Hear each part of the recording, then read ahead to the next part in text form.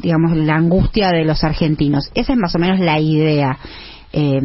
¿Cuál es tu mirada sobre el acuerdo con el Fondo Monetario Internacional? Bueno, lo primero que me gustaría decirte es que desde Soberanos lamentamos que el gobierno no atienda nuestra propuesta, que la presentamos el 20 de noviembre, el Día de la Soberanía Nacional, para llevar al Fondo Monetario Internacional, que es corresponsable del endeudamiento y de la fuga, a la Corte Internacional de Justicia, y en cambio haga un acuerdo donde se cede soberanía y se somete al pueblo argentino a un ajuste, sin ninguna duda, ¿no? Todo lo ocurrido, el desmesurado endeudamiento, la fuga, la incapacidad de pago de la Argentina, era muy bien conocido por el fondo, consta en los informes del 2016, 2017, y el fondo lo advierte además en el informe técnico del 2018. Todo esto lo pudimos resumir y presentar en un informe extenso de 25 páginas que alcanzamos a la presidencia, a la vicepresidencia, sin tener ninguna respuesta. Sabemos que el fondo violó su convenio constitutivo y por eso apelamos a la necesidad de una opinión consultiva según el derecho internacional, ¿no? El fondo violó su convenio que exigía garantías para el acuerdo de stand-by, no pidió ninguna. Violó el artículo que establece que si advierte que si los fondos no se están utilizando para los fines comprometidos debe notificar al gobierno, y si no responde deberá inhabilitarlo. Violó el artículo que establece que si el fondo toma conocimiento de que los fondos son utilizados para una salida de capitales, tiene que advertirle al gobierno que lo evite, y si no lo hace tiene que inhabilitarlo para recibir los fondos. Además de inhabilitarlo, podría llegar a suspenderlo, etcétera. El fondo conocía muy bien que los fondos se fugaban porque tenía un delegado en el Banco Central, Trevor Alain, con un staff técnico que monitoreaba las operaciones, y además el gobierno le informaba día a día de las operaciones monetarias. Claro, ese es el informe del fondo, el reconocimiento de la responsabilidad. Ahora bien, en el momento en que la Argentina toma deuda, o sea, porque este acuerdo implica una toma de deuda para pagarle al Fondo Monetario por 44.000 millones de dólares, ¿no está digamos, legitimando la deuda contraída? Cuando toma la deuda, no. Cuando la paga, sí. Ese es el problema que tenemos ahora y lo que nosotros estamos señalando, que el gobierno del Frente de Todos, un gobierno postulado como nacional y popular, está blanqueando la estafa de Macri, y luego, dado que las acciones o omisiones del Fondo Monetario son considerados ilícitos para el derecho internacional, y esta organización debe hacerse responsable y está obligada a reparar los daños eventuales de sus acciones, también estamos legalizando las irregularidades del fondo, ¿no? O sea, ya no se puede reclamar más entonces que el problema es de Macri. Bueno, el problema no es de Macri, el problema es de todos, ¿no? Esta es una deuda, como la califica Amado Boudou, de Soberanos, es una deuda criminal, y como la califica Alejandro Olmos Gaona, que es integrante de Soberanos y quien ha sustanciado todos los antecedentes de este informe y de este pedido que hacemos de opinión consultiva, es una deuda odiosa.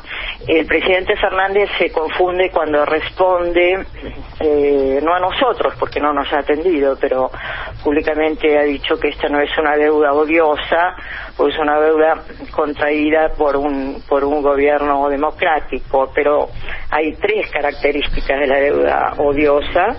Una es que esté contraída por un régimen dictatorial, otra es la falta de consentimiento del pueblo que tiene que pagarla, es una deuda impuesta, y la tercera característica es una ausencia de beneficios para el pueblo, es decir, más allá de quien contrata la deuda, solo puede considerarse legítima si fue utilizada en beneficio del pueblo que está obligado a pagar la misma. Hay te interrumpo en la línea que estás tratando, hay una línea argumental, ¿no? Cuando uno consulta sobre este acuerdo, que dice no había, recién hablamos con Gustavo Melella, por ejemplo, gobernador de Tierra del Fuego, Antártida e Islas del Atlántico Sur, y él sigue esa línea también, no había otro camino. Hay un... Bueno, ese es el viejo eslogan del neoliberalismo frente a cualquier situación. Te leo un textual de Martín Guzmán justificando el acuerdo. Dice, hay dos caminos. Uno es aquel en el cual Argentina no puede refinanciar la deuda con el Fondo Monetario, el camino del no acuerdo. Eso para nosotros es dar un paso hacia lo totalmente desconocido.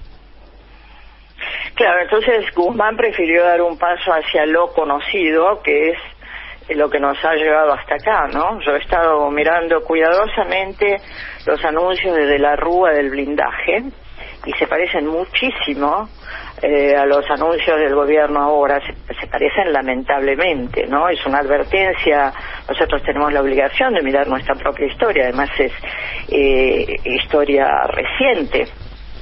Si uno mira los anuncios del blindaje de la Rúa, si uno mira el déficit cero que impuso Cavallo, que es una de las metas que tiene este acuerdo, llegar al déficit cero en el 2025, y vemos cómo terminó la Argentina, y sobre todo si vemos las repercusiones en los diarios, ¿no?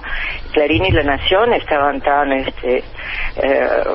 celebratorios del blindaje, del megacanje. Sí, Juntos por el Cambio, la sociedad rural. Bueno, claro, cuando vemos hoy que el acuerdo es celebrado por Juntos por el Cambio, por todo el arco de empresarios y de bancos fugadores, por quienes saquearon a nuestro país durante décadas. Bueno, se cerró la grieta, Alicia. Sí, pagando, claro, se cerró la grieta porque se cerró un círculo vicioso en el que Macri estafa al pueblo con la deuda y nosotros la pagamos, ¿no?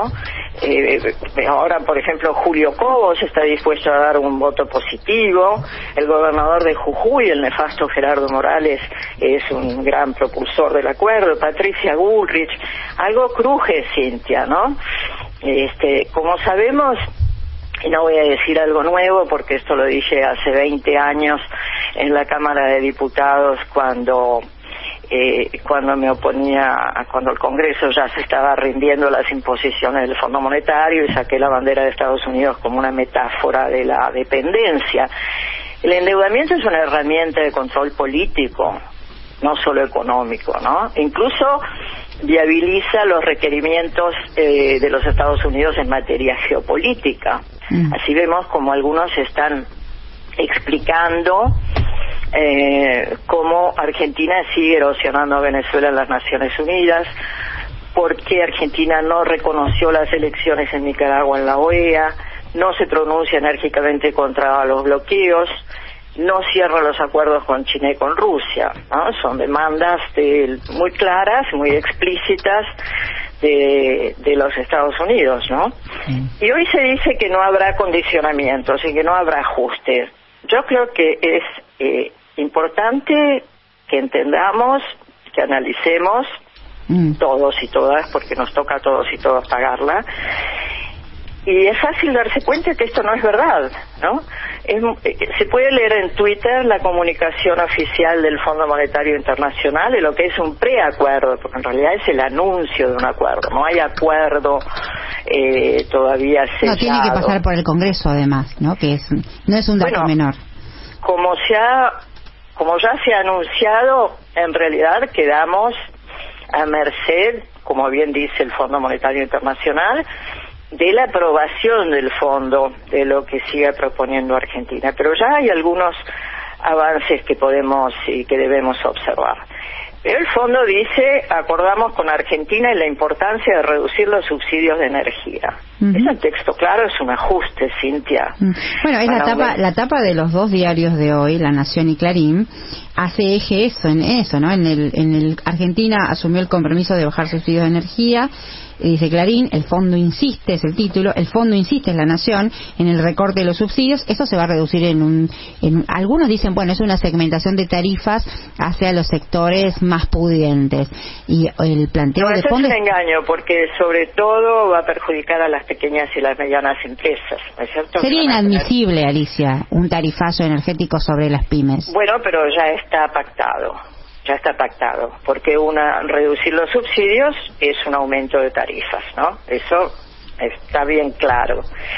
Y luego también informa el Fondo Monetario, también lo informó el ministro, que pactaron una reducción progresiva del gasto público hasta llegar a déficit cero en 2025. Esto equivale a un ajuste de 13.000 millones.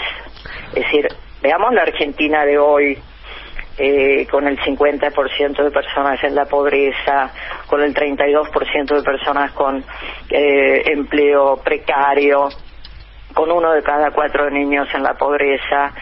Esto sin pagarle al fondo. Imaginemos cómo puede ser si además tenemos que ahorrar hasta llegar al lamentable déficit cero. Yo recuerdo muy bien la época del déficit cero de Cavallo y Bullrich.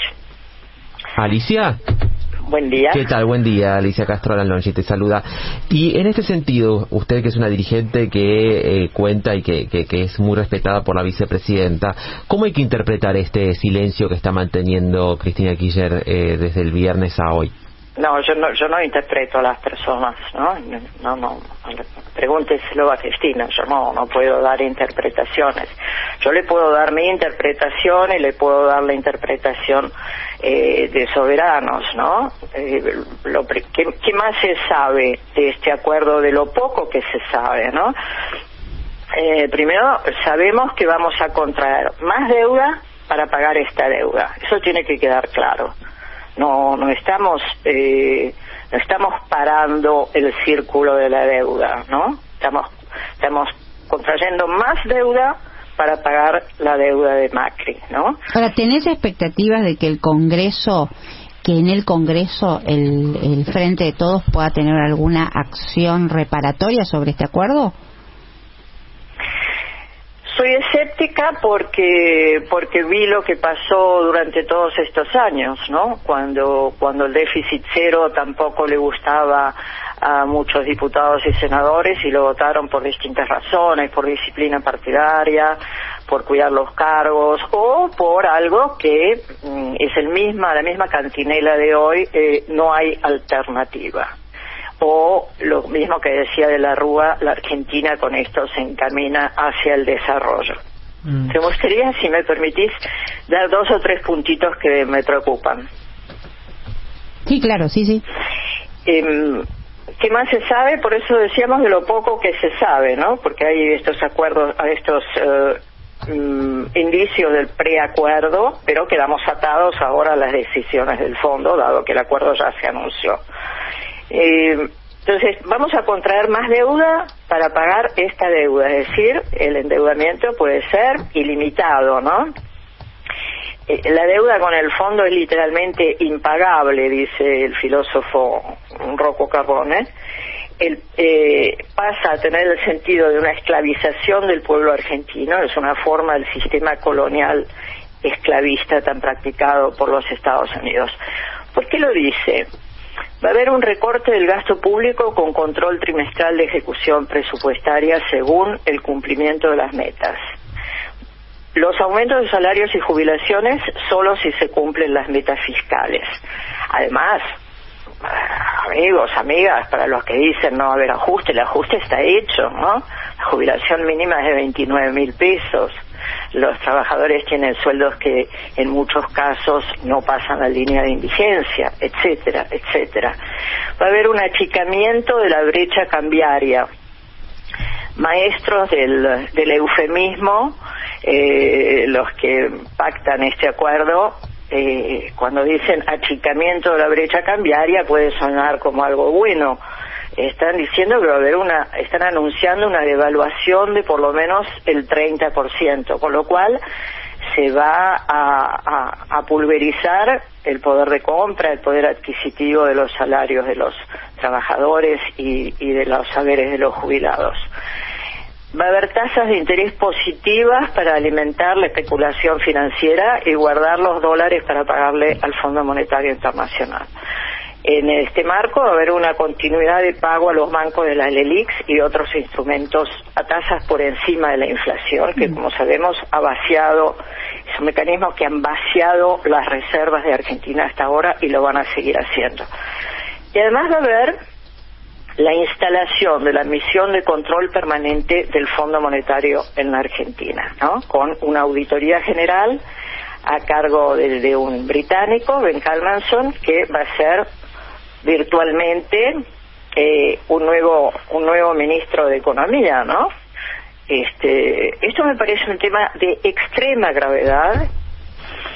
Ayer estaba revisando que justamente el día de Navidad, 25 de diciembre, mientras celebrábamos, no todos los argentinos pueden celebrar, entre el COVID y la pobreza, pero el 25 de diciembre se designó al británico Ben Calmanson frente a la misión de control permanente del Fondo Monetario Internacional.